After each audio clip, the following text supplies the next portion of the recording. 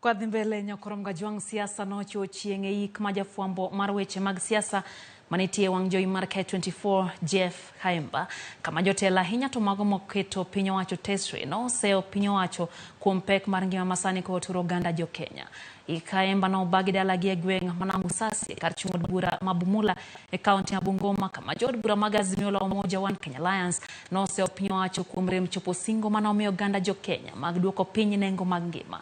Kutane gi seneta ma Nairobi Edwin Sifuna gijiwo jatend kweth mar Azimio Raila mondo mak mos kendo med linga kowacho ni oganda jo Kenya emano yiero jotelo makoro oketo ngimagi kamarach ka jotelo ma Kenya kwanza to kwa mondo omiyo oganda jo Kenya hore kendo miruto thuolo maloso chumi maturka.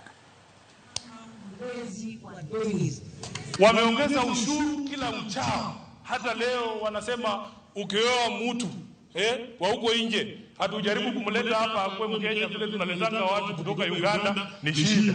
Hapa hospitali zetu ni mbaya, lakini mama akitoroka Uganda azae huko, akileta huyo mtoto ndiye apewe passport ya Kenya shilingi 1,200,000. Muniambie nyinyi watu tunaelekea wapi? Tushikane na kanisa tuambie Ruto ukweli.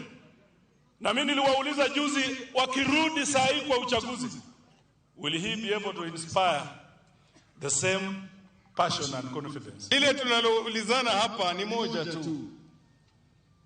Have we done it or we have failed the people? Na watu wa Bungoma, I must tell you the truth. You are the cause of our suffering. You stood with the wrong person. Alafu mnaanza kusema, oh baba, Raila Amolo Odinga, can you keep quiet? Wacha tukule kiburi yetu. Mimi naambia baba, usijaribu kujitokeza. Walisema we uwezi.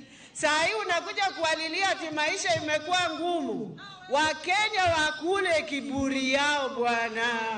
Ukisikia Raila Odinga amenyamaza, he understands simple manners. You can't be eating and talking at the same time. Kwa hivyo msifikiria sisi ni wajinga. Mumenyamaza kwa sababu mnakula. Wakati chakula inaisha kwa mdomo, utasikia wakiongea wakipiga kelele hapa.